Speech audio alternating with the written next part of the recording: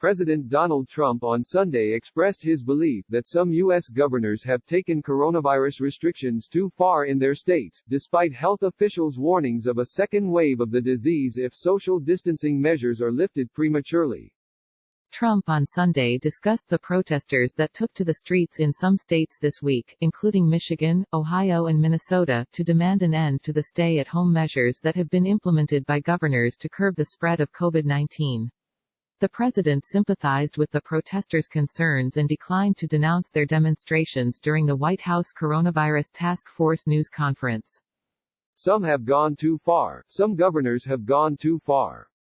Some of the things that happened are maybe not so appropriate, Trump said. And I think in the end it's not going to matter because we're starting to open up our states, and I think they're going to open up very well.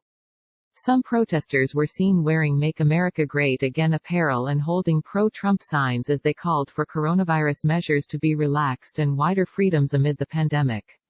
During their demonstrations, many did not adhere to the White House's social distancing guidelines that advised against gatherings of 10 or more people to limit the virus spread. As far as protesters, I see protesters for all sorts of things, the president said. And I'm with everybody. I'm with everybody. Trump initially did not name the states that, in his view, have gone too far with their coronavirus restrictions, but he later suggested that Michigan Governor Gretchen Whitmer and Virginia Governor Ralph Northam may have implemented unnecessary measures. Both Whitmer and Northam are Democratic governors. If you take Michigan, there were things in Michigan that I don't think were necessary or appropriate. Everyone knows that, the president said. I think the governor of Michigan, we're getting along very well, but I think the governor of Michigan probably knows that. Newsweek reached out to the offices of Whitmer and Northam for comment.